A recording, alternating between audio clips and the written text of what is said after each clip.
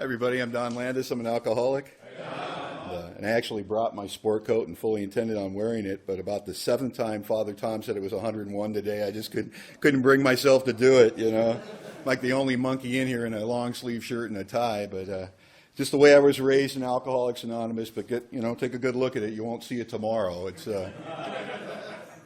there's something wrong with my thermostat or my thermometer on the way up here. I'm driving up. I'm not really paying attention. I look and it says 97. I go, oh, great. This must be on the fritz.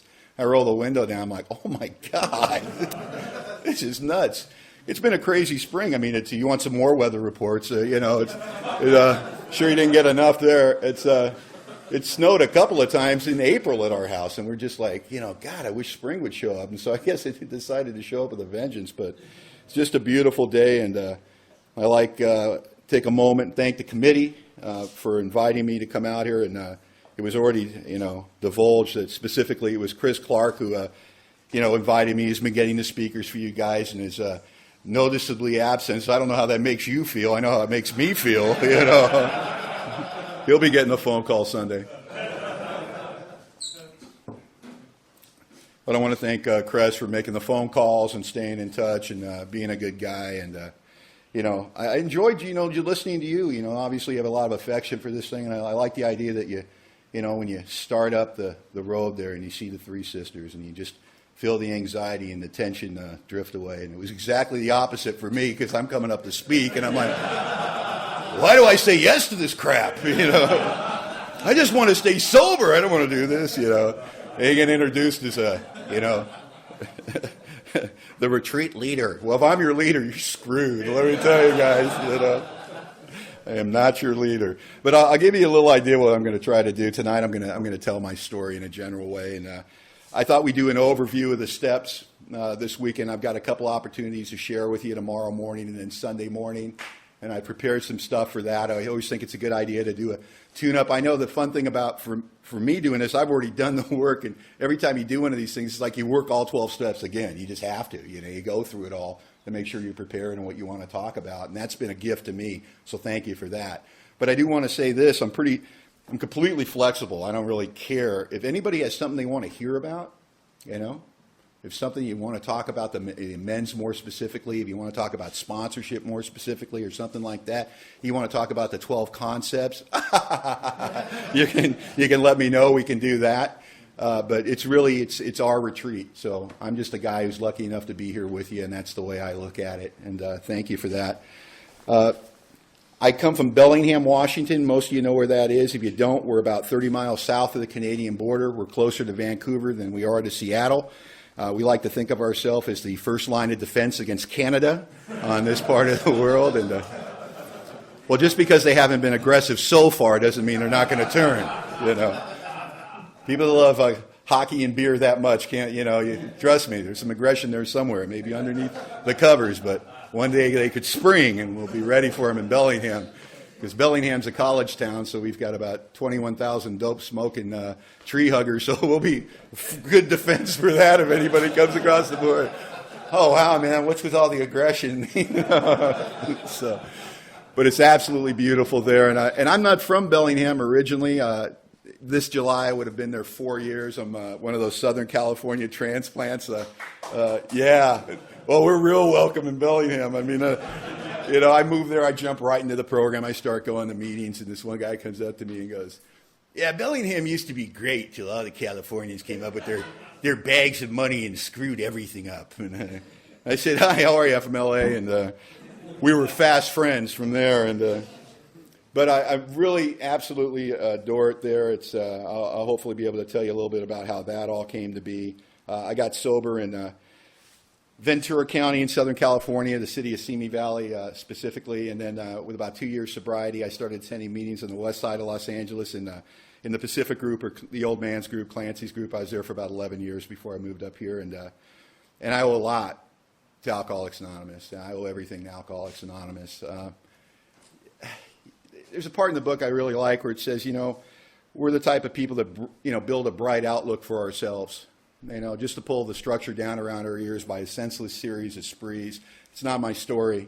Alcohol was much more powerful than that in my life. What alcohol enabled me to do was go nowhere. do nothing, accomplish nothing, and be seemingly okay with that. I'm not just an alcoholic, I'm kind of an alcoholic / loser, kind of a loser at the game of life. And heck, I didn't even have the proper motivation to come now. I didn't even come to Alcoholics Anonymous to get sober. I came to AA because I was in trouble. Imagine that, and I came here like a lot of us do, to get the heat off, figure out my next move, and buy some time. And the fact that my sobriety date is 9/16/91, and I haven't had to put anything in my system that affects me from the neck up in that whole time. I've had constant, strong sponsorship, and the best years of my life have been spent here in Alcoholics Anonymous. I'm not just grateful, I'm kind of amazed. I'm the kind of guy that, I'm telling you, the day doesn't go by where something doesn't trigger something in my head, and I have that clear thought, I don't drink whiskey anymore. And I don't know what that means to you, but it means a lot to me. And early in my sobriety, I was in a meeting, and there was this old, gruff guy, and he was an old-timer. He had about 10 years, so he was like a god to me. And he said, if I die, and the best thing you can put on my tombstone is I died sober, well, then I'm drinking today. And I thought, wow, because it sounded profound, and now I know that guy was just an asshole.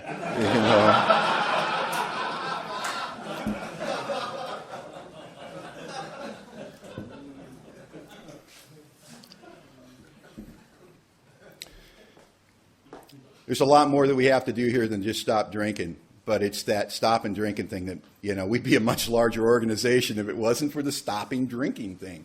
It's a real problem for a lot of us, I've sponsored a lot of men. It was a real problem for them, and they're drunk and they're on the phone and they're like, I really love you. And I love the meetings. I love the people. The people are so good. But I got to drink, and I understand. And one of the reasons I love going through the steps is, let's just remember what Alcoholics Anonymous is about. Because, we go to enough meetings and we get sober and we get busy with life. I know I forget why I came here. I forget what my problem is. I forget what my primary purpose is. I can be distracted by the winds of life at any given time because I live in a very busy, productive world where a lot is expected of me because of the gifts of sobriety that God has bestowed upon all of us. We're back in the world. We're back in the game. And sometimes I forget what's valuable, and I forget what to be grateful for, and I forget where my energies really should be spent. And I love the fact that you guys get together once a year, and we do a roundup up in Bellingham every year. Before that, I was at a roundup in Lake Tahoe every year when I was down south. I've always been involved in some type of roundup or retreat, or since I've gotten sober, I've always been in that service angle. And I like that Cress said that you're never too old to be, what did you say, sponsored into service work? Yeah, that's a spiritual way of saying railroaded into service work, Did he actually ask you? Yeah, they never asked me, Just like Cliff Roach says, for the first 6 months, he thought the first step was get in the car, dummy. And But I was, like I said, I'm from Southern California. I was born in Hollywood, California, born and raised. Hollywood's an interesting town. A lot of money in that town, if you're not familiar with it. I mean, there are mansions built on cliff sides with cantilevered pools with 180-degree views of the city and the valley, and Bentleys in the driveway, and live-in gardeners and live-in maids and chefs, and that's not the part of Hollywood we grew up in. And we grew up in the lowlands, and it was pimps and hustlers and drug addicts and alcoholics and street gangs, and it was wonderful. I got to tell you, it was just absolutely wonderful. What a great playground for a budding alcoholic to grow up in. If you feel uncomfortable in your own skin, you feel like you're a day late and a dollar short, you're either a little early or a little late, move to Hollywood. They won't notice. You ever walking down the street and you see something unusual and you think to yourself, well, there's something you don't see every day. You don't say that in Hollywood because it happens every day. It's a really strange place. And a real typical family.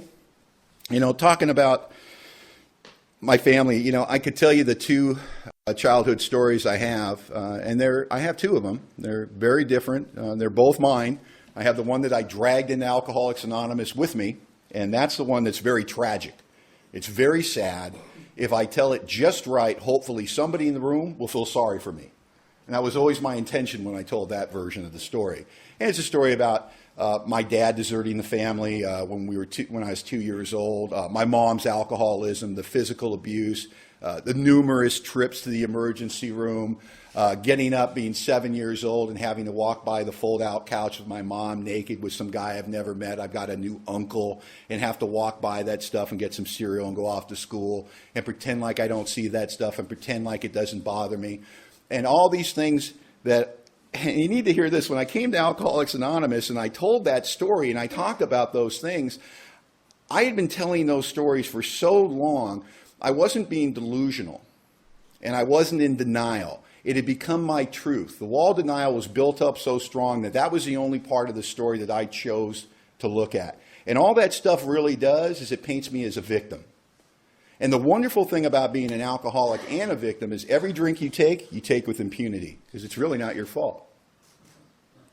If you came from the family I came from and you saw the things I saw and you were treated the way I was treated, you drink too. Why don't you just back off? You don't know where I've been. You've never walked in my shoes. And none of it's my fault. And the problem with being a victim, if it really is their fault, I'll die of alcoholism. And I'll die slowly sober in the rooms of Alcoholics Anonymous until I can't take it anymore and I have to go out and drink again. And I will justify that drink because I never changed, because I never got off their side of the street. But you know, a funny thing happens when you come here and you get a sponsor and they take you kicking and screaming through the steps. And what happened for me is simply what the big book talks about. I got down in black and white what really happened. And it was astounding to me the things that I conveniently forgot on my way to Alcoholics Anonymous.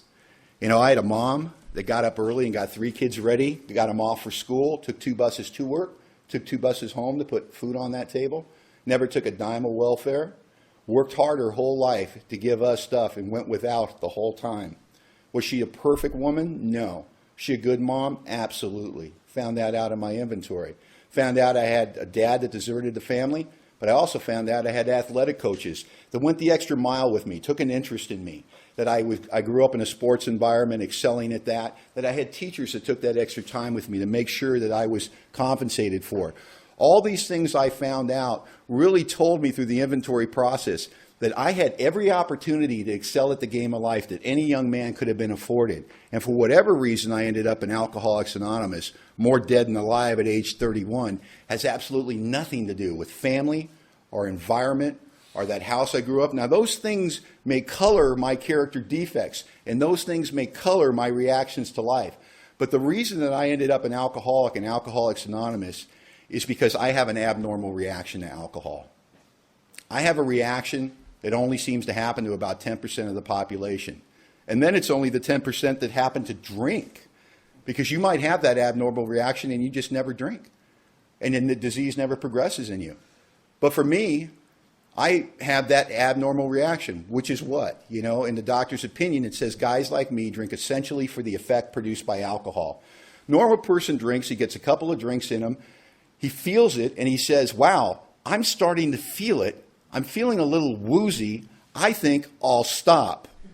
Poppycock, huh? That's when we get started. I'm starting to feel it. Oh, you get excited. You get that tingle. It's going to happen again. And I didn't know that when I started drinking. When I threw my first drunk when I was 17, and that's not my first drink, and I'll tell you right now, I'm always impressed with people that remember my first drink. It was a warm summer day. I was 12 years old. I was with Betty Lou, and that's great. I don't remember my first drink. I'm sure it was a Budweiser beer here or there, or a warm glass of Tyrolia wine. I mean, there was a little of that going on coming up. But I'm talking about my first drunk, you know, where you get enough alcohol in your system in one setting to get there. And for me, that happened when I was 17, and I'm not drinking to get drunk. I'm drinking to fit in. I'm with the guys I play high school basketball with. I like these guys. They're my running mates. And we're going to go out, and we're going to do some drinking. And I say, sure. And we got in that rickety car, and we drove up to the Hollywood Reservoir, which is a hillside above a concrete pond, basically. And what was on tap that night was Old English 800, and that's a fine malt beverage if there ever was one. And And I was somewhere through that second tall can of Old English, and I had a feeling come over me from my toes to my head that filled me from the inside out. And in that moment, everything changed. Yet it all kind of stayed the same. I mean, I looked at these guys that I was very fond of. These are my friends. And suddenly, I love these guys. And I got really emotional. And worse than that, I started telling them about it. Started telling them how I love you. We're going to be together forever, man. And talked about how we're going to go to college and how we were the best. And they're just looking at me kind of funny. And I just felt this emotion that I'd never really been able to feel before. And looking back at it, and this is only through inventory work, and once you get sober and you look back, you know, there has always been a wall between me and you. I can't see it, but it's always been there. There's always been something between me and the rest of the world where you can love me, but I can't feel it. I want to believe it, but it doesn't get through. He can be nice to me, but I think you're just being polite. There's something that separates me from the rest of the world.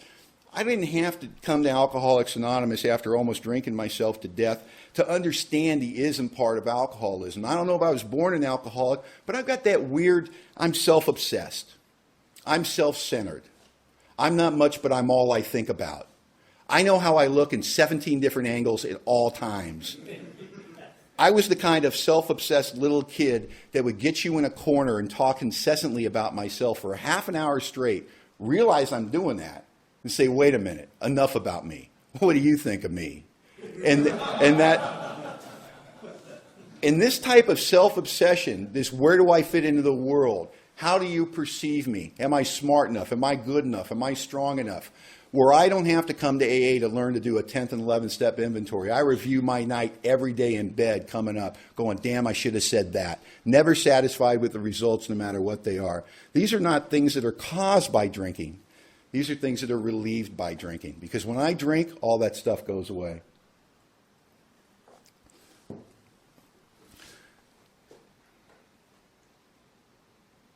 I'm getting drunk with these guys. I've told them I love them.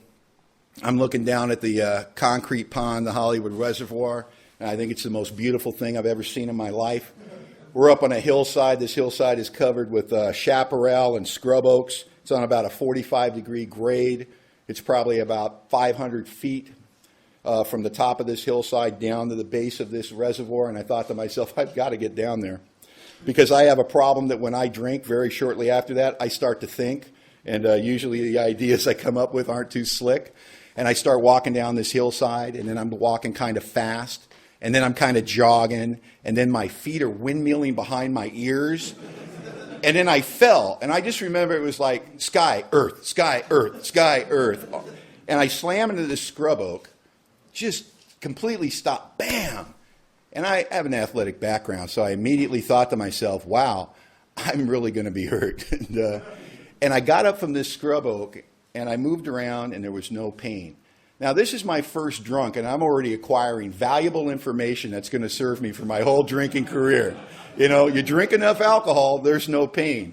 You know, and I like that. I mean, you guys that go to the gym and you throw that heavy weight around and, you know, you have that expression, no pain, no gain. You know, I've always had my own expression. No pain, no pain.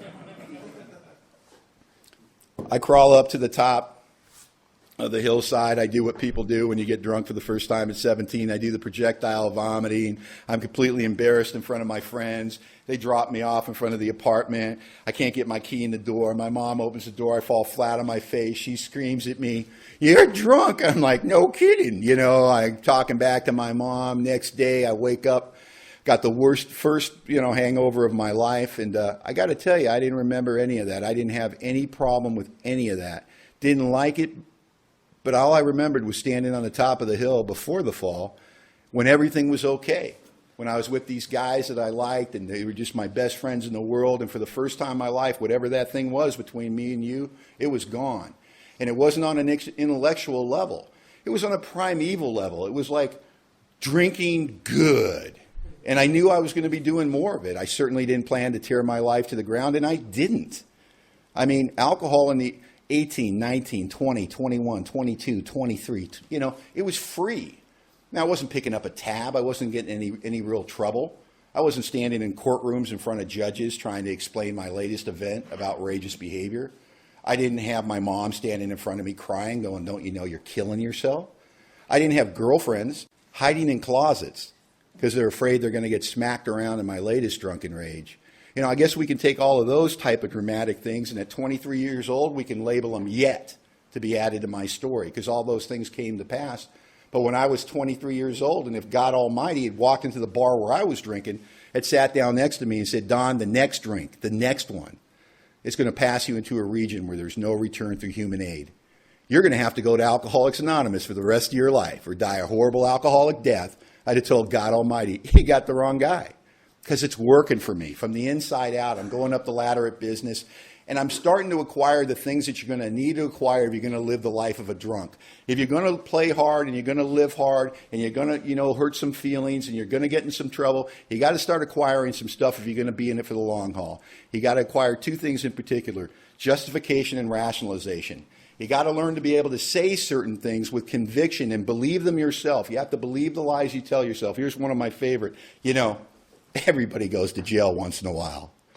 I've had to get sober to find out, not everybody goes to jail once in a while.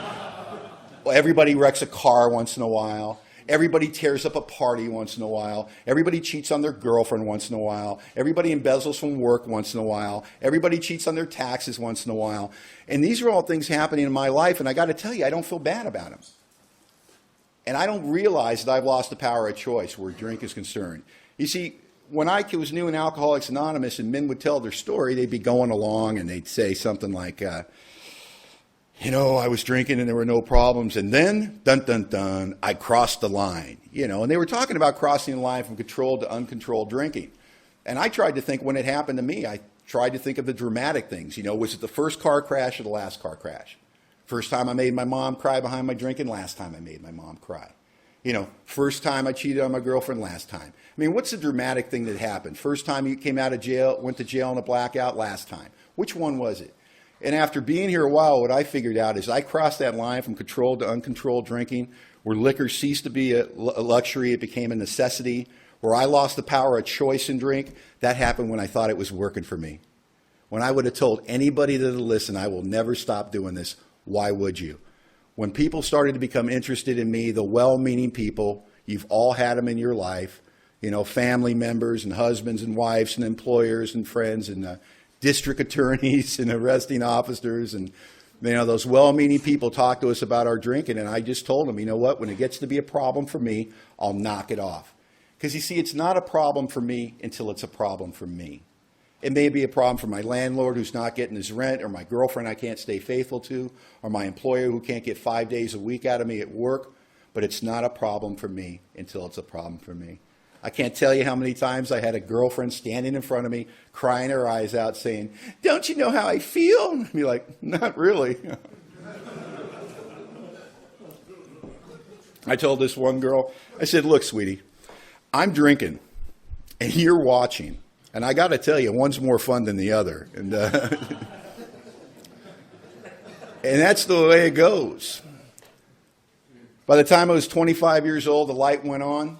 Every negative aspect of my life, every heartache, every failure, every plan I put into action and failed to hit the finish line, right alongside that was a drink of alcohol. And I got it. It's the booze. The booze is killing me. And I did what a lot of us do, when we have what our big book refers to for the first time with no justification, rationalization, framing, explaining away circumstances, self-knowledge. It's not mommy, it ain't daddy, it's not the husband or the wife, it's not the courts, it's ourself in our guts, in our soul, where only the truth can live. We know the booze has got us. And that's called self-knowledge. And I do what a lot of us did. I didn't come to Alcoholics Anonymous. I just made the declaration. I told everybody I knew, I'm quitting drinking, so don't try to tempt me. And I didn't come to AA, and I didn't get a sponsor, and I didn't work the steps, and I didn't do any of the things that people do here. And I quit drinking without you. Thank you very much. For 2 weeks. And the funny thing about my first attempt at sobriety on my own is the outside stuff that they can see, it started looking better. Laundry started getting done, started showing up to work 5 days a week. And I'm saying all the things that an alcoholic says when he's quit drinking under his own steam, and somebody has put a gerbil in his brain without his permission, and he begins to feel as every day goes by since his last drunk as though he's going crazy. And he's getting a little tense. And he's saying things like, yeah, don't miss it at all. I'm working out again. Everything's great. Thanks for hanging in there with me. I'm never going to drink again. I'm just, I'm all past that now. I'm all growed up. But the truth is, with every day that went by since my last drunk, I got more irritable, restless, and discontent. And confused and baffled. And that's the other aspect that we don't talk a lot about, is that for years before we get here, usually, people have been talking to us for our drinking. I think one of the problems for people to even get here is if everybody's always told you have this problem, and they certainly did in my case, and I knock it off, why do I want to kill somebody else or kill myself? Why do I not change my playmates or my playgrounds? Why do I go to those same bars, and drink club soda? Why do I go to those same parties, with that Pepsi in my hand and watch a guy walk by with a Heineken going, I wish I could have a Heineken. Why can't I have a Heineken? I'm an American citizen. God damn it. Men died in this country for my right to have that Heineken. And, why, I think alcohol is my problem. And if alcohol is my problem, then jail would have fixed me. If alcohol was my problem, anytime I was stopped without my permission, it would have fixed me. Anytime that my health got so bad I couldn't drink anymore for a couple of days would have fixed me. Because an alcohol problem is overcome by quitting drinking. You quit drinking, it's the end of the problem. You actually see your life get better, you're glad for the information, and you don't miss it. But alcoholism, which sounds like that, is a little bit different, and it's different for me. Because when I quit drinking, all that has the power to do is slowly make me go crazy.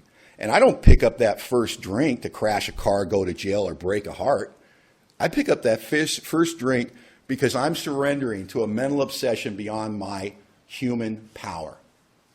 I do not have the power to fight the mental obsession that precedes the first drink. I can have all the information in the world, all the battle tales, all the broken hearts. I can have the heat coming down from me from the courts. I can have everything in my life hanging by a thread, and my brain will say, I can do it, and this is why. And I will take that first drink just to quiet the voices that are raging in my head by that time. And the problem is I get the second part of our disease, which is the phenomena of craving or the allergic reaction. And that's what differentiates alcoholics from non-alcoholics. And we'll talk more about that tomorrow. But that's the big differential. Because we come here with these varying backgrounds of education, of where we were raised. Good family, crappy family, good education, bad education, tough guy, sissy guy. All these different backgrounds. Yet we all have the one thing in common. When we put alcohol into our system, we cannot predict with any certainty when and if we're going to stop drinking. Doesn't mean we get drunk every time. Just means we can't predict with any certainty what's going to happen. We have an allergic or abnormal reaction to alcohol that the rest of the population doesn't. They can take it or leave it. We would like to say that. Sometimes we can. Just we don't know when that's not going to happen. And I didn't know the trouble I was in. I start taking on my alcoholism at age 25 with the very things that every human being brings to the game naturally. Our instincts, our intellect, our emotions. And I covet these things. I think they're terrific. They work really well in other areas of my life. But in the game of alcoholism, they will kill me dead.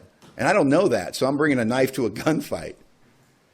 And I spent the next 6 years doing everything you read about in Chapter 3, various vain attempts to control and enjoy my drinking. That feeling I was regaining control to find out I had lost even more control. Brief periods of recovery followed always by a still worse relapse. And my brief periods of recovery can be anywhere from 2 days to 2 months.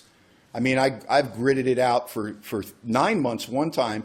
Well, that's not really true. 4 months, and then I had a couple of beers, and then made it another 5 months. But I smoked dope. And I was thinking, I'll just smoke weed. I just won't drink. I drink, I get into trouble. And it worked great for about 3 days until my tolerance got built up. And I was smoking dope like Bob Marley, I'm just like, and it's just, and after 9 months, I'm just like, I'm on the marijuana maintenance program and trying to convince it. My life's getting worse, but I'm not drinking. I'm just smoking copious amounts of weed and eating ding-dongs and not being productive at work. And I was at a wedding, and I hadn't had a drink in 9 months. And somebody at the end of the bar that I was standing at with my club soda, and we're all there at this wedding, he said, give us a round of drinks, and the guy poured shots of Cuervo Gold, and he just counted my head. And after 9 months, I saw a shot of Cuervo Gold standing in front of me, and I'll tell you how hard I fought that drink. Oh, what the hell, it's been 9 months.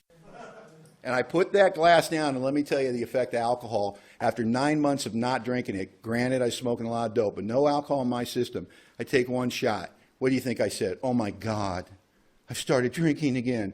No, I thought, well, I don't have enough money to drink in this bar.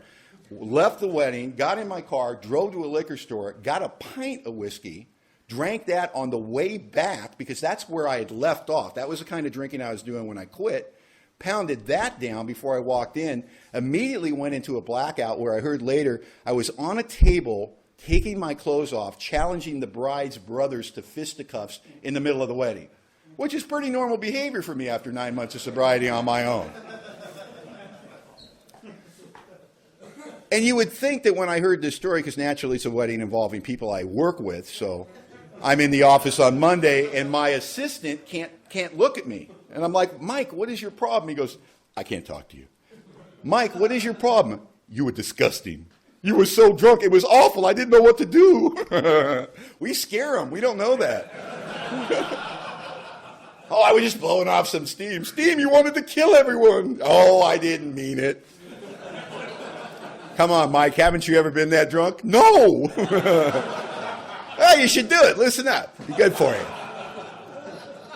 And you would think, the heat's on, they can't talk to you, you've made an ass out of yourself with the people you work with in a professional setting, and you think, oh, this is it, man, I just got to stop. No, because all I remembered is what happened after I took that one shot.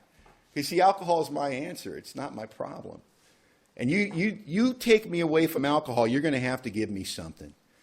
The big book says that we have a substitute, and it's vastly more than that. And that's probably the most important part of that line. Vastly more than that. Because if Alcoholics Anonymous just does slowly what alcohol used to do for me quickly, I'm out of here. I'm drinking tonight because this is more work. And I don't mind doing the work, but it better be better than the drunk's life. It better not be the same as the drunk's life. I don't want to just escape. I want to live. I couldn't do that before I came here. And Alcoholics Anonymous is vastly more than the drunk's life. It's completely different. I didn't know this type of life was available to me. Without anything in my system, with nothing between me and you, I didn't know that I could feel this way about life on a daily basis. Does that mean everything goes my way? Oh, I wish. Does that mean I've got a great marriage where we never argue? Please. Been married 12 years, and that time we've exchanged everything but gunfire. And this is just the reality of it, but I wouldn't trade my life with anyone in this room. I cornered myself in 1991, the year I got sober. I lost the best job I had ever had in my life. I had bounced around the aerospace industry for a few years. I had landed on my feet once again. I'd pulled a big geographic and went to Boston for 3 years because I figured nobody knew me in Boston and I could maybe get myself under control. And then I found out, much to my surprise, that they drink in Boston. I think they drink more. And I was there for about 3 years till the heat was on and wore out my welcome there and got in a scrape with the law. So I'm back to L.A. and I land on my feet. Alcoholics are like cats being thrown out a 2-story window, aren't we? Just like the heat's on, out the window, boom, right on our feet in a 3-piece suit. I think you should hire me, and then we get the job. You'd be a fool not to hire me. I'd be a great asset to your company. You're hired, And, so I went to work for this company. I did a great job for him. The owner made a lethal mistake after I'd been there about 6 months. And I was doing the closet drinking, going home 5 o'clock, getting drunk. Because you can't go to the bars anymore because you're getting violent. You can't start drinking later because you're up too late and you can't make it to work. So you stop driving and you start getting drunk at 5 p.m. so you can pass out by 7 so you can come to about midnight, finish off the bottle, go back to sleep, get up by 5:30 and be on time to work. Works like a charm. You're never late to work. And I didn't realize during this period my life was getting smaller and smaller and smaller, defending my right to drink. And I did great work for this company, rewrote their quality program and their in-out-the-door procedures. And the owner made that fatal error. He put his arm around me one day and he said, Don, I want you to know you've done an outstanding job here. Now, I don't know what your alcoholic ears hear when somebody says something like that to you, but this is what I heard. Don, you've done an outstanding job here. You really should slack off. Because now I know I've done it. I have no sense of honor. I have no sense of accomplishment. I have no sense of work ethic. I have no sense of giving somebody a dime's work for a dime's pay. I have no sense of that. What I have sense of is I want your approval. I want you to know how wonderful I am. And once you realize that, I don't have to do anything. I'm a guy that sits on the couch. I know I can do it. Why would I get off the couch to show you? What would be the point in that? And then if you pay me enough, I'll get off the couch. I'll show you that I can do it. And then I'll never do it again because you saw it once. Maybe you should have been paying attention. So the old behavior comes in. I start missing work. I start showing up drunk. I get some talking tos. You get them talking tos by the boss, which I never really paid much attention to. I don't really care about that stuff. We're trained, we just know how to go in. We know how to turn the emotion on. We also can smell a guillotine from 2 miles away being raised. Don't we have that ability? Like you wake up one day and you go, shit, they're going to fire me. And we go to the boss first. I know everybody's done it. You knock on the door. You got a minute, boss? Just want to tell you, maybe you've noticed a problem with my behavior. Well, as a matter of fact, we were going to talk to you. I just want you to know I've had some personal things going on, but it's all going to be different now. Well, I got to tell you, I'm glad you're talking to me, Don, because we were going to shit can you, for God's sakes. I had intuition for that stuff long before I came to AA. We got intuition for, I smell a bullet. It's like,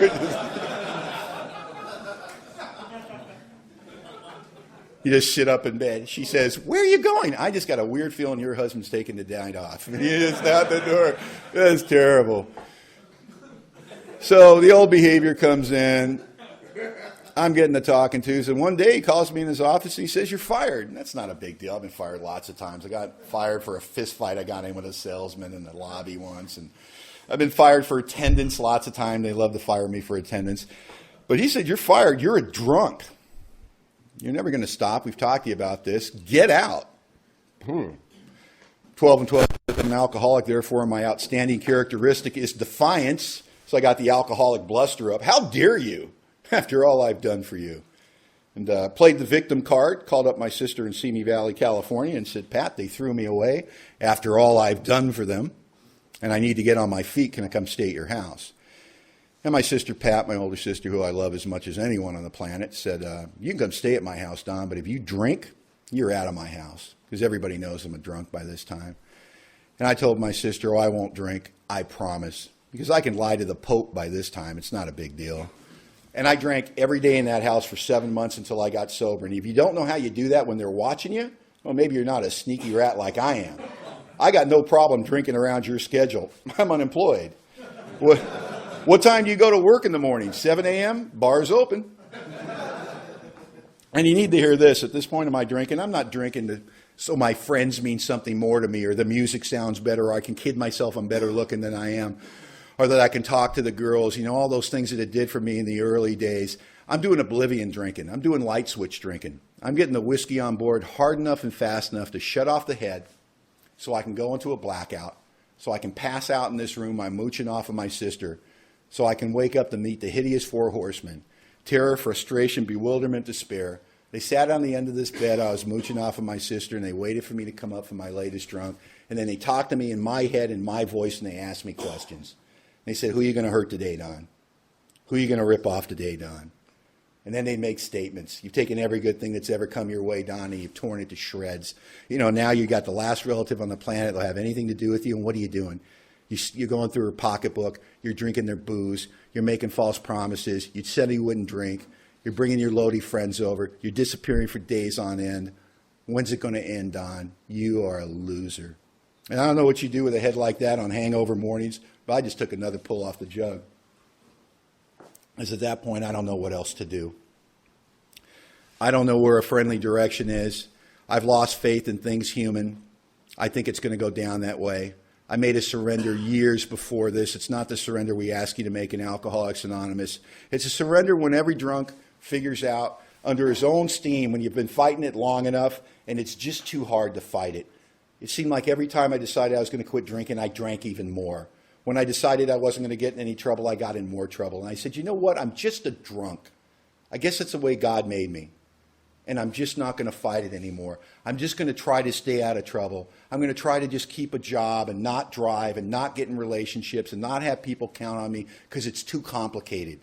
And I started turning everything in my life years earlier for the promise of another drink. I go up to my brother-in-law in September '91, and I said, Larry, I got my unemployment check. Can I borrow your car? He asked me a very unusual question. He said, Don, will you be coming back? And the reason he asked me that question, I borrowed his car a few times that summer and gone out on little vacations, we'll call them. And once again, I'm an alcoholic. Defiance is my outstanding characteristic. I got right in Larry's face. Larry, how dare you? You know, the last time this happened, I opened my heart to you. I told you how sorry I was. You know, my life's not going really well, Larry. I don't really need this crap from you right now. And he felt terrible. He said, you know what, I'm really sorry. And he took the keys out, and I grabbed the keys, and I'm so grandiose, and I'm walking to his car, the man who I'm mooching a room off of, sending his family into total turmoil by me just being there. And I'm thinking there better be gas in it, because that's the kind of alcoholic I am. I went down to the liquor store to cash my unemployment check, because that's where alcoholics of my type cash their unemployment checks. And I'm standing in line, and I have what the book refers to as the thought that precedes the first drink. And the thought always sounds like this in my head: what's in a half pint? And I get the half pint, and I drink that, and the half pint gets lonely, and I drink another half pint, and I have the thought, I can go visit those friends in the valley and be back in 45 minutes. Nobody will miss me. And I'm gone. 3 days later, I'm driving up the hill to face that family I'd done over one more time. And one more time, I've taken their hope, their faith, their trust, and I've torn it to shreds. And you need to hear this. Driving up the hill to face that family I'd done over again, I love them no less than I love them at this very moment. And I love my family tremendously. But I got a problem. I can't serve two masters. I only got time to serve one. And that's King Alcohol. And if you get between me and a drink, it's nothing personal. It's almost businesslike. I'm getting to the drink. I'm going around you, I'm going through you, I'm manipulating you, I'm telling you what you want to hear, but bet your bottom dollar I'm getting to the drink. But I don't know anything about alcoholism, so I can't explain that to you. I can't warn you. I don't even know what's happening to me. So I say things like, I'm sorry. Man, I don't know why I do this. I don't know why I treat you this way. Can you give me another chance? And it got hard for my friends and my family to give me those second and those third and those 30th chances when I roared through their life year after year like a tornado. I walk into the house, I find out my brother-in-law wanted to report the car stolen, and my sister is negotiating him down to a missing persons report. And the Simi Valley police are on their way to do the follow-up work. Now, I don't know if you've ever been up drinking and doing outside issues for 3 days, but the police usually aren't who you want to talk to. I got warrants for my arrest in 2 counties, so I start yelling at my sister, I got warrants, I'm going to jail, thanks a lot, because now it's her fault. I go outside of the house to wait for the police because I don't want the interview to go on in front of the family, because I have no idea what I'm going to be saying, but I'm fairly certain I will be lying. And I see the black and white unit roll up, and on the side of the black and white, it says K9 unit. I think, oh, great. They brought the dog. Like I'm in any shape to make a run for it. And the cop gets out, and he starts asking me those hard, tough questions like, where were you? And most of what I remember is illegal, so I make up a story about a bachelor party that got out of control. And he's staring at my eyes really hard because they look like Chinese road maps, and they're rolling up in my head. And I catch that he's locked gazes with me, so I break the lock, and he breaks with me. So now we're interviewing and talking, and I'm really nervous. My hands are really wet. I just want to divert his attention. I see the dog in the back seat, and I say, is that your partner? He says, well, yes, it is. And he walks over, and he opens the door, and this dog gets out, German Shepherd, not a hair out of place, like a Rin Tin Tin reincarnate. And with no prompting on my part, he started to relay facts to me about the dog's life. The dog is 3 years past mandatory retirement. They can't retire him. He's too good. The dog has participated in more arrests than any dog in the history of Ventura County. The dog has participated in more arrests and rescues than any dog in the history of Ventura or Los Angeles County. This dog was so phenomenal that the officers took a collection out of pocket to send him over to Europe for international competition where he kicked butt on German Shepherds. Right? Yeah. Oh, yeah.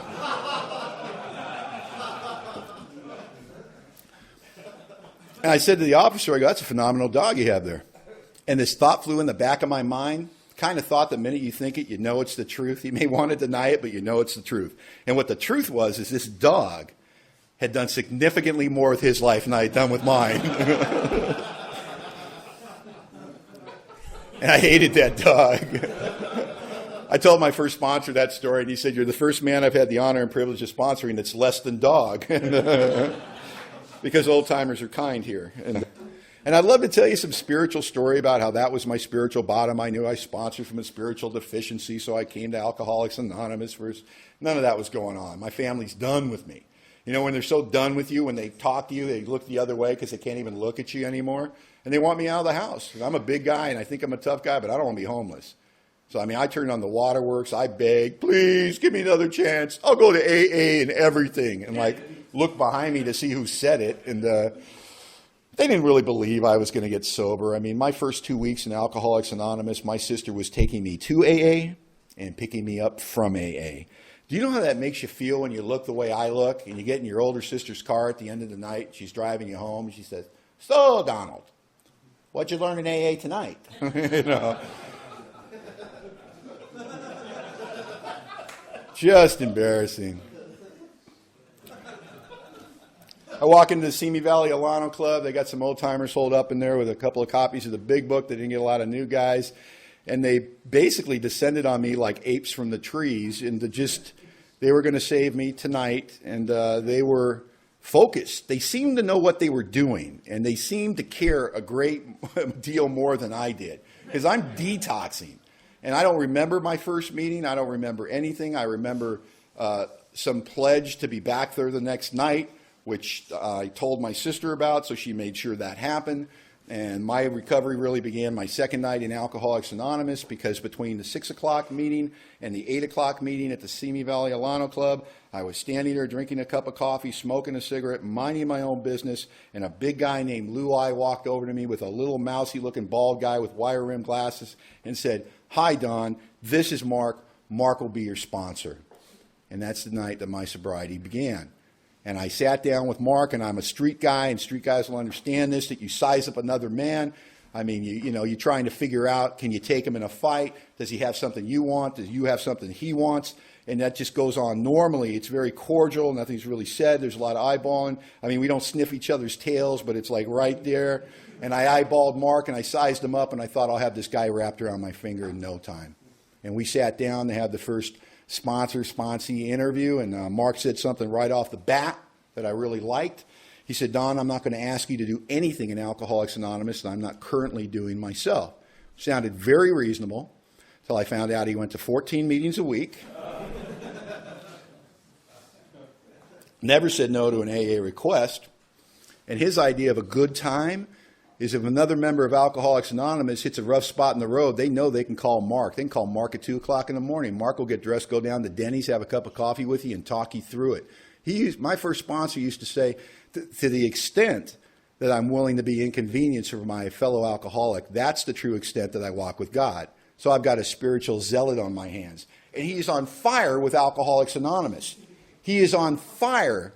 And I mean, I don't know how to explain it other than if you stand next to somebody that's on fire with AA too long, you may burst into flames also.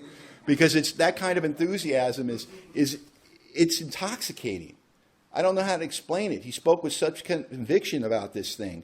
And he was so happy to be here. And it was the last place in the world I wanted to be. My life was over. And I would talk to him about my big deals, I'd say, "God, we sit down, and I want to talk about my big deals. I got warrants for my arrest in 2 counties. I owe the IRS 80 grand. I don't know how much I owe the state and other people. I haven't worked in a year. I haven't had a valid driver's license in 10 years. I've never had a checking account. I'm about to get thrown out of my house. I'm just a loser. Just a loser." And he'd laugh. "Ha ha, these are your big deals?" I go, "Yeah, I think they're fairly significant." He'd say, "You're wrong. You're wrong." He goes, "Don, you only got one big deal, and that's that you suffer from alcoholism. I'll keep it simple for a guy like you. That means you got something that wants nothing less than to kill you slowly and take a large bite out of anyone that has the misfortune of caring about a loser like you. And we'll let you know when these other things are problems." Now, what I heard was I didn't have to pay back the IRS. Found out later I was wrong. And he talked to me about the fatal nature of alcoholism. He talked to me about if I didn't find a spiritual solution to this, that I was going to die from alcoholism. And he said it was such conviction, and he backed it up with what was in the book, that I believed him. And he said, "You know what, Don? But I got it too. And we don't have to die. But there's some things we have to do." And he got me busy in Alcoholics Anonymous right from the beginning. He wanted me to be at meetings and to have commitments and to be there half an hour early and stay a half an hour late. and do all these things that I didn't believe in early on. And somebody asked me once, well, how long does AA take? How long does it take, And I don't know, 30 days. That's my experience. When did I first know that Alcoholics Anonymous was as powerful as these old-timers was telling me it was? Because nothing happened in my life. I mean, at 30 days, I just hadn't drank in 30 days, and I was stark raving sober. That's all it was for me. But at 30 days sober, I left my second meeting at the Simi Valley Alano Club, and I came home to the family that I was still mooching a room off in that same room that I'd finished my drinking on, and my sister was standing there, and while I was out that night, she had baked a cake. And in Southern California, when you get a year of continuous sobriety, they give you a cake with a candle for every year of sobriety. And my sister had heard about this custom, and she said she had a cake, and she had a candle, and it was lit. And she said, Don, I know that you're not supposed to get a cake until you're a year sober. But for a guy like you to go without drinking for 30 days is absolutely a miracle. And I love you. And I blew out the candle, and I held my sister. And in 30 days, Alcoholics Anonymous showed me how powerful it was, because it started to heal someone that had never been to a meeting of Alcoholics Anonymous. It started to heal somebody that loved an alcoholic as much as my sister did. And by seeing a bounce in my step and a glint in my eye that I didn't know I had at 30 short days of sobriety, she had seen something in me that she had never seen before. And that gave her a hope that she had was never produced by the promises I had made, all those sweet promises to my family and my friends and people that knew me that it was going to be different this time. And the funny thing is, because of Alcoholics Anonymous and sponsorship, I wasn't making any promises. I was actually living a life of action. I was going to meetings every night. I was reading the book at night. I was trying to be helpful. My sponsor was a great guy. And kill it! And thank you, Father. I killed him, Father. My name's Father Tom. Killed all the ants. They must all be dead. God bless them. All little God's creatures, I hate them. Like, I like Tom, man. I like Father Tom. That's my kind of father.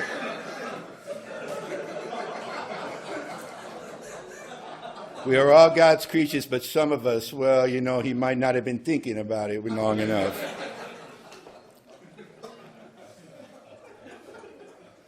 Jesus, I got derailed. That just took me out. That's funny. Made myself laugh.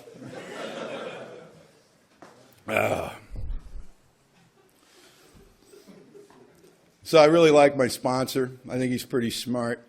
And then he asked me a question when I was 30 days sober. They do this stuff. They tell you good job, read the book, you're doing a little step work, and you think this isn't going to be bad. And then they slip that one in underneath the radar. He goes, by the way, why aren't you working?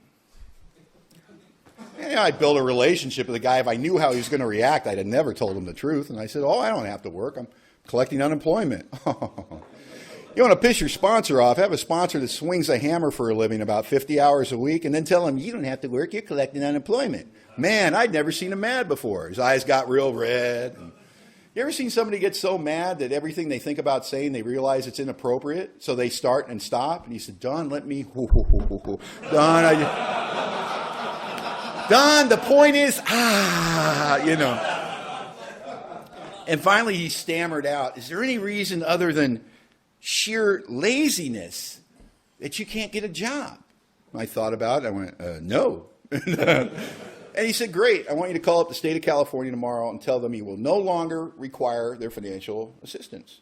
And I said what every good newcomer should say, but I got 8 weeks left, And he said, you know what, call them up, cancel your unemployment, or get another sponsor. This is not. I go, wait a minute, I thought this was a suggested program. And he goes, oh, yeah, you've heard that crap too. Let me tell you, Don. He goes, everything that I say from here on out, assume it's a direction. And we'll let you know when you're so spiritually advanced that you've slid into the suggestion portion of the program. So I'm at the crossroads. I got the ego up. I've got the intellect up. Wait a minute, this is my money. I paid into that fund. I'm not stealing anything. I'm not working right now. Why wouldn't I take that money? And I don't see what's behind the curtain. I don't see the experience that my sponsor has. I don't see what's behind that direction. And he didn't take the time to explain it to me, because that's not how it works around here. He gave me a direction. He said, take it if you want to stay sober. If you don't want to stay sober, good luck to you. I wish you the best. And I'm at the crossroads, because I can't think intellectually why in the world I'd want to do that. And I don't think the guy has my best interest at heart. And I'm very inexperienced at prayer, but I get down on my knees. And I was taught very early on that one way to tell if it's God talking to you is that God is a quiet, soft, loving voice, and my self-will sounds like a lawyer. And so if there's a lot of explanation involved, it's probably not God. And this quiet voice said, don't fight. And I knew what that meant. I knew I didn't have the luxury of fighting one more thing in my life if I was going to survive. I called up the state of California the next day, and I said, I will no longer require your assistance. And they said, oh, good. You got a job? And I said, no, but I'll be looking.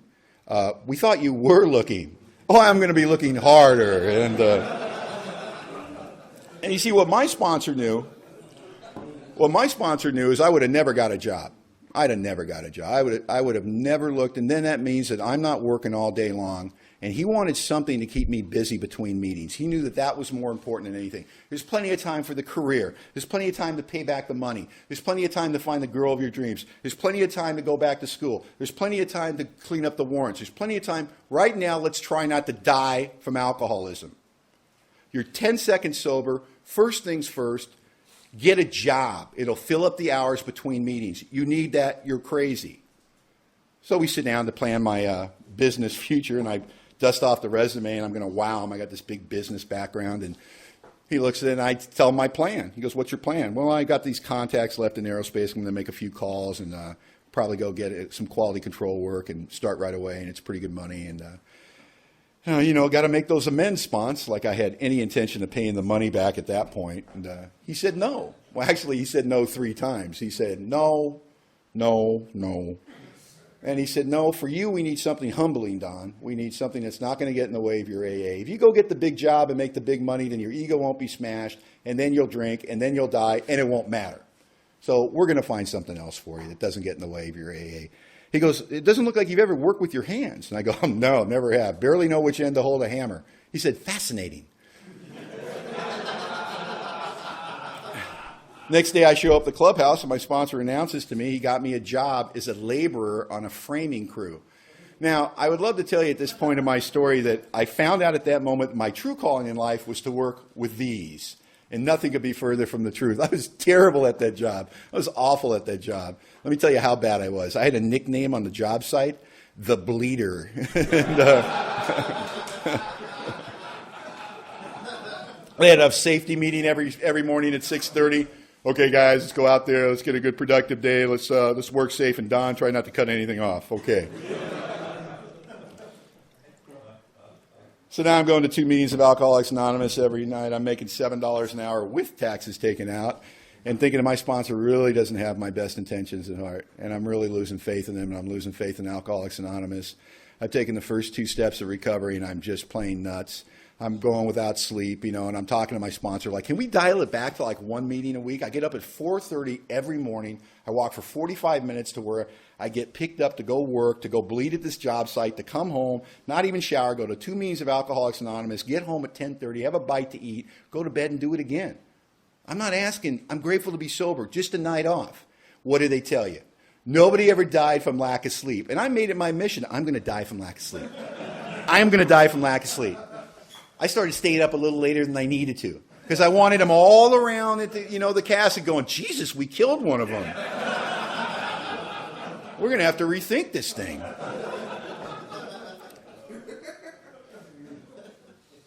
I had a day off. My sponsor comes up to me about 4 months sober, and he goes, you're off tomorrow, right? And I go, yeah. He goes, well, be ready about 8 o'clock. We're going to go to court. And I said, oh, who are we going for? Because in AA, you always go to court. You're always going to support somebody and to vouch for somebody and wave goodbye to somebody. It's just AA. And he goes, we're going for you.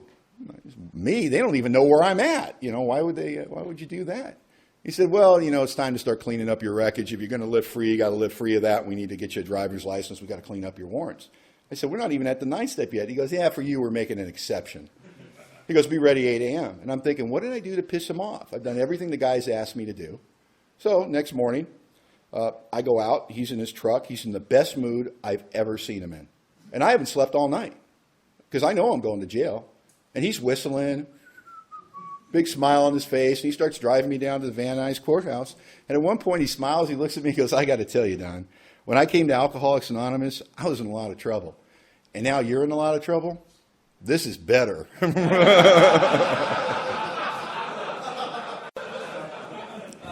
That's the message we really carry to the new man, you know. This is better. Better, better, better.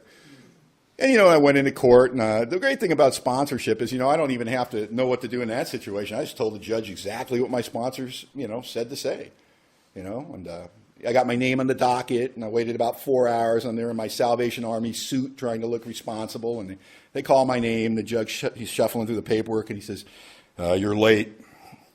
4 years, you know, and they asked for an explanation, and I squared my shoulders, filled my lungs with air, looked the judge right in the eye and said, Your Honor, until 4 months ago I was drinking myself to death on a daily basis. I've been fortunate enough to become a member of Alcoholics Anonymous. I haven't had a drink in 4 months. I'm here through my sponsor's direction to clean up the wreckage of my past. Whatever the court deems necessary, I will do so willingly. Because I know it's coming. Because all night I've had a vision of a judge grabbing a gavel going, we've been waiting for you, boy, you know, and I just know I'm going.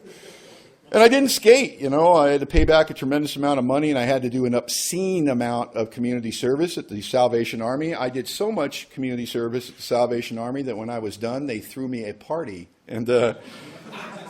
And you would think that the spiritual gift in this situation is that I started to clean up my wreckage. You know, you come to Alcoholics Anonymous, you got the shopping cart full of the wreckage of your past, you know, and as one guy talked about, it's like driving 100 miles an hour away from your life, but all your wreckage is in the back seat, and you hit the wall of AA, and all that stuff comes forward and just about cuts you in half. And that's what was happening to me. I couldn't sleep at night with this stuff. But the real gift isn't that I start to clean it up and I start to get out of trouble, but there is a gift there. You start to straighten up a little bit. You know, your back is so bent over with the weight of that stuff, it's never going to be okay. And you start to get out from under it a little bit. You start to breathe a little bit better. But the real gift is I walked into a situation with a man I call sponsor, completely convinced he didn't have my best at heart. And I walked out of the same situation a couple hours later realizing I didn't know everything. And for a guy like me who did it his whole life with nonconformity, smoke and mirrors, pretending I didn't want the wife and kids, pretending I didn't want the white picket fence, pretending I didn't want to be a part of society. The truth is I don't know how to do those things. I don't know how to live that way. And I'm afraid of that stuff, and it scares me. For a guy that never asked for help, to be able to have a man come into my life and intercede on my behalf and give me direction to further my life, and for me to go into it knowing he was wrong and walk out knowing I was wrong, started to change my life. And if I look at my whole recovery up to this point, you know, where I'm 16 plus years sober, all the good that's in my life today isn't just from being sober in Alcoholics Anonymous. It's from being sober in Alcoholics Anonymous and being willing to be wrong. I do not need my sponsor and a lot of the men that are very important in my life and God as I understand him and the 12 steps of recovery and things like this for the stuff I'm good at. I need this stuff for the stuff I'm bad at and that I'm scared of, which is everything. Because I don't know how to ask for help. And I don't know how to live. And I don't know how to be a man. And I found a place in Alcoholics Anonymous where the men understood that. Where the men understood what it was like to want to drink so bad you could feel it. They talked, the big fairy tale for me in Alcoholics Anonymous has always been when men talked about how they used to drink and how they used to feel, and I would identify. And then they would talk about how they weren't feeling that way and how they hadn't thought about a drink in a long time and how they weren't fighting it anymore. That was the fairy tale to me. I believed you weren't drinking, but I didn't believe you didn't want to drink. And the fact that I'm sober and that I don't want to drink today and I don't think about it, it's not an active part of my mind. Like the book says, the problem's been removed. I'm neither afraid nor cocky. I'm in a position of neutrality, safe and protected. That's a miracle. And if I don't get anything else out of this deal but that, I'm overpaid. Because I remember what it was like to live in the grinder. I remember what it was like to drink whether I wanted to or not. Where I didn't have a choice where that was concerned. Where intellectually everything told me I cannot drink. It'll mean heartache, it'll mean failure, and yet I picked up the drink. And only through sponsorship and the loving God I found here through the 12 steps have I been able to start living differently. Because I didn't just have to change my thinking and my actions. I had to change my motives. Because my motives influence my thinking, which definitely influences my actions. And my sponsor through the steps taught me how to do that. And we're going to talk about the steps this weekend, so I don't want to spend a lot of time with that. But I want to tell you, at 2 years, I had an opportunity to start going to meetings on the west side. I went down there, I checked out some meetings, I liked what I saw, and I'll tell you, I was driving an hour each way to go to Alcoholics Anonymous in another group. Now, I'm not saying that if, that's something that you might want to consider, but I'll tell you this is my experience. At 2 years sober, I was going in clubhouse sobriety, and I loved my sponsor, but I was bored with the AA. It was one more discussion meeting. It was one more knucklehead talking about how their day was and how their TV didn't have good reception. And if that one blue-haired lady talked about her poodle one more time, I'd be making amends later. You know what I mean? And I was losing my faith. I was losing my religion in Alcoholics Anonymous. I loved the book. I loved God. I loved my sponsor, but I was having a tough time where I was. And I branched out. I talked to some other men in Alcoholics Anonymous, and I checked out some other meetings. And I found a place where people were enthusiastic about sobriety, where they were living the principles of the big book of Alcoholics Anonymous, and we were having a very good time, and they were living like a family. And it was well worth that hour to drive there and that hour to drive back 5 nights a week. I did that for 9 months until I moved down there, and it's the best thing I ever did. I got a friend named Greg. I got sober right behind him. We became best friends in Alcoholics Anonymous. He was 30 days sober when I came in. And at 2 years sober, Greg was at the same place I was. We've been like those guys, those two new guys. You saw one of us, you saw both of us. It'd be Saturday between meetings. We go get a couple of steaks and grill them up and have a nice steak lunch and take a swim in the pool at the house he was renting and watch a video, because that's what the sober people do to have fun, right? And we'd sit there and we'd be watching the movie. I go, hey, Greg. He'd go, yeah, Don. I go, you having any fun? He goes, shit, not a drop. I go, man, this sober stuff's hard, And we came up together, and he had 2 years. And I had 2 years, and I started going to Pacific Group meetings, and I went down there, and I went back to Greg, went to his house. I said, man, they got it going on down there. I think you'd really find something there. And Greg said, I didn't get sober to have somebody tell me how to live my life, and they got that really strong sponsorship. And I said, wow, you had that much choice when you got sober? And I said, what are you going to do, man? You're not going to as many meetings as you used to, you're falling away. And he goes, you know what, me and my higher power will be just fine. And he'd fallen in love with a girl in AA. She had a few more years than him. And they got engaged and they got married. I was best man in the wedding. I gave the toast and they were really happy. And Greg's life just kept getting better. Big promotion at work, built a custom house out in the valley. They got new cars in the driveway. By this time, Greg's 6 years sober and Kathy's 9 years sober. And they're not even going to AA. And they're sober and they're happy. And I'm going to 7 to 9 meetings a week. I'm sponsoring guys. I'm doing service work. I'm cleaning up, setting up, tearing down. I'm thinking, am I stupid? Am I a chump? Look at all this time I'm putting in AA. And look at Greg. Greg got sober with me. He's just moved on, Him and his higher power got that new house, new wife, new this and that. And I'm just like, this is crazy. And I remember losing my faith a little bit on that, watching what happened. And then I got the call, and I got the call from my first sponsor who called me up, and they said, we got Greg over here, and he's asking for you. Can you come over? And I drove from the west side back out to Simi Valley, and I'd never seen Greg drunk. And Greg had been at it for about 6 months, and he was just this side of DTs and, just begging for a thimble full of vodka because he was so afraid to go into seizures because he'd snapped a couple of seizures the day before. And they're trying to get him a bed at a detox, and they're giving him thimbles full of vodka to keep him this side of DTs, and he's crying like a little boy, and he's talking like a little boy. And I'd never seen anything with it. And I'd had my new wife with me, Eileen, a good member of Alcoholics Anonymous, and watching all that, and Greg told the story. And Greg told the story about the smartest guy I'd ever known in my life, in or out of Alcoholics Anonymous, and his beautiful wife, Kathy, sitting in the front porch of their beautiful custom home. And one of them said to the other, we're not the same people that came to Alcoholics Anonymous. The other one said, you're right, we're not. Because of the steps in God and the help that we got here, we've really changed. Yeah, we've really changed. And we could probably handle a drink even. Yeah, we could probably handle a drink. And if it got out of control, we'll just go back to AA. That's right. If it got out of control, we just go back to AA. So they went out and they got a bottle of champagne. They poured themselves a glass each. They poured out the rest of the bottle, which is real alcohol abuse. And then they drank the glass of champagne and they waited. And nothing happened. They got a little buzz from the glass of champagne, and they looked at each other, and they said, see? And they said, we'd be robbing banks. 2 weeks later, Greg came home from work, and Kathy's in the yard working, and she's got a cold can of Budweiser in her hand. Greg says, what's with the beer? She says, it was really hot today. I'm working in the yard, and I just felt like a beer. And Greg said, what a coincidence. Me too. Let me have one. By the time I came back into Greg's life, Kathy had decided that alcohol wasn't her problem. It was psychiatry, so she was on psychotropic medication and drinking on top of it. She had tried to kill Greg in a psychotic episode, and she was in Sybil Brand Prison for Women awaiting arraignment on attempted murder charges. Greg had been drinking himself stupid around the clock, and they had been back to Alcoholics Anonymous many, many times. Because when it got away from them, they went back to the rooms of Alcoholics Anonymous, and they got sponsors, and they worked the steps. And I asked Greg what happened, and Greg says, when you throw away 6 years, it's not much to throw away 26 days. When you throw away 6 years, it's not bad to throw away 10 days. And I got to tell you, if you're sitting in the room tonight, you might be going through something. You might have a little time under your belt. You might have 3 months, 3 years, 10 years, 12 years, 15 years. And I've gone through stuff in my sobriety. And there'll be times in my sobriety where I'll tell you the only thing I got going for me is my sobriety, where I feel like everything's going. The marriage is going, the business is going. But one thing I've always tried to do is stay close enough to the program of Alcoholics Anonymous so I don't end up like Greg. So I don't end up getting far enough away from the herd to think that I'm not the guy who came here. And when we drove home from that night, my wife cried all the way home saying, why did he do it? Why did he do it? Because Greg and Kathy had been at our wedding and we'd gotten to know him a little bit. And she was just devastated by it. She knew how much Greg meant to me.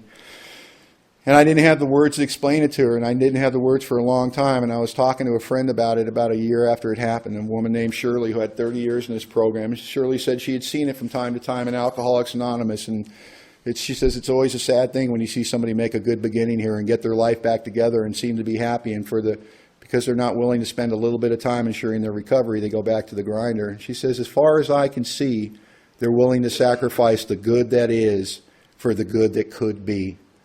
Yes, AA is great. Yes, it saved my life, but I got a business I got to take care of. I got those kids I got to raise. And I believe in all that stuff. I believe we have to have a well-rounded life. But I know this, I'm no good to my wife, and I'm no good to my family, and I'm no good to my employer, and I'm no good to my community if I don't stay sober. Now, I don't know what you need to do to stay sober. I'm not in your skin. But I'm honest with myself about what I have to do to stay comfortable. And I have to do the maintenance stuff. I have to do the prayer and meditation. I have to work with others. I have to do these things to keep that calm in my stomach and that clarity in my mind. And Greg just forgot where he came from. And it was a powerful lesson to me at that point in my recovery. And I've seen it again, and it breaks my heart every time I see it because it doesn't have to happen. And I don't kid myself because statistically, we all know the statistics, And I just hate that stuff. I mean, it makes me absolutely crazy when you talk about there's men in this room tonight that are going to die drunk. It just makes me absolutely crazy because it doesn't have to happen. That's the only disease that tells us that, we don't have it. It's the only disease that once it appears to be its most outstanding characteristic is in remission because we're not consuming the alcohol. So all the dramatic stuff goes away. The DUIs go away. The fistfights in the bars go away. The losing the jobs because you're drunk go away. All the big dramatic stuff goes away. But the alcoholism, the underlying stuff stays there and can get really ugly in sobriety. And I've gotten really sick in Alcoholics Anonymous by not working a program, by thinking that it was something else, by trying to turn AA into something that it wasn't. And that's in the rooms, active, going to meetings, sponsoring people. You can lose sight of what this thing's really about. I'll give you an example of that. When I was about 7 years sober, I'd been married a couple of years, and we're just a couple of young alcoholics, broke. We're living in a one-bedroom apartment in West Hollywood with 4 cats, and I owe the IRS ridiculous amounts of money. I'm paying back the IRS every spare nickel I got. She's paying back student loans, and we're trying to save for a house, and we're both working, and we end up buying a house, our first house. And Alcoholics Anonymous is not a self-help program, and it's not a Tony Robbins program. It's certainly not about buying houses. But the reason I tell you this story is that's what I turned Alcoholics Anonymous into. Because I wouldn't have told anybody this in meetings, but in here where my soul is, where it's the real truth, the truth was for me, I thought to myself, my reward. Look at me, big loser from the streets, owe the IRS 80 grand, couldn't find my ass with both hands. I've done the work in Alcoholics Anonymous. I've worked with others. I've been active in the program. You get a house. And 30 days later, I found out it wasn't about me. And that's something I got to be wrong again. 30 days later, we get a call from Loma Linda Hospital, which is about 60 miles east of Los Angeles. They got a big cancer center there, and her dad had been having some physical problems, Eileen's father, and he had fallen, and somebody had found him in his mobile home, and they'd taken him down there, and they found out that his whole body was riddled with cancer, and he had about 6 to 8 weeks to live. And we were standing in his hospital room, and he was crying and saying, I don't want to die with strangers. And my wife and I went out in the hallway, and she says, I can't do this. I can't put him in some warehouse. I can't put him in hospice. I don't know what we're going to do.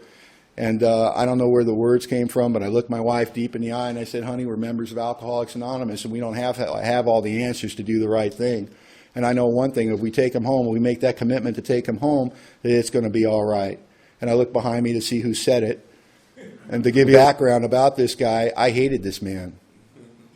I didn't like this guy one little bit. When my wife was going through her own life-threatening surgery, and this was before we got married, she was estranged from her father. They only communicated in letters. And her sponsor said, he's your father, you got to let him know what's going on. So she wrote him a very long, explanatory, loving letter about this dangerous surgery she was going to have, and that it would mean a lot to her if he would call and maybe even come see her. And she was so scared, but she wanted him to know. And he wrote back, what do you expect after your kinky lifestyle? I don't think I like this guy. I actually asked my sponsor if I could go explain things to him, and my sponsor said, no, we don't do that anymore. When we got married and my wife's sponsor said, he's your father, you have to give him the opportunity to give you away at the wedding, once again, he broke my wife's heart by saying, no, I really like our relationship the way it is. I don't want to be part of your wedding. I don't want to meet your husband. I don't really want anything to do with you. Good luck. So her sponsor gave her away at our AA wedding, which was a hoot. And so now we're going to bring this guy home to the house that I thought was a self-help program gift from Alcoholics Anonymous. And I was about to learn the biggest lesson I think I've ever learned in Alcoholics Anonymous. And sometimes in AA we go through things and we learn by our own experience and our own mistakes. And sometimes we get to brush up against an angel and we get to see a God in action in somebody else right in front of us. And I got to watch my wife, who had every reason in the world to hate this man, turn into the most loving example of Alcoholics Anonymous I've ever seen. And I know my wife's story, and I know the house that she grew up in, and I watched her love her father unconditionally. And I felt like such a spiritual fraud. I hadn't been through half the things she had been through. I hadn't been through a percentage of the things that she had been through. That she's being loving and she's being kind and she's taking care of him. And I feel like a spiritual phony because I got nothing for the guy. He's wasting away in the next room and I got nothing. I don't feel a thing for him. And I'm calling up my sponsor, who at the time was Robert C. in the Pacific Group. I said, Robert, man, I don't know what's wrong with me. I mean, this guy is like dying, not like a little bit. It is ugly, and I got nothing for him. I got nothing. And he said, what are you doing? How are your actions? I go, my actions are clean. You know, we're trading off meetings. I'm staying with him. I'm changing his diapers. I'm cleaning him. I'm feeding him everything he wants. I'm rubbing his feet. I'm acting loving. I just don't feel loving. I got nothing for him. I feel so phony. Why does it have to be so hard, Robert? And he said, I don't know, Don. Maybe you'll find out in the process. About 2 weeks before John died, this used to happen a lot. He'd be quiet all day. He's all morphined up by this time, and my wife would head off to a meeting, and the minute the front door closed behind her, he'd wake up and start yelling, Don! I'm like, God damn it. And I walk into the room, and he's got himself from the bed, and he's up to a sitting position, and his legs are just bone, and he's just sitting on the end of the bed. And he's patting the bed next to him, and I'm thinking, oh, no, he wants me to sit down, you know.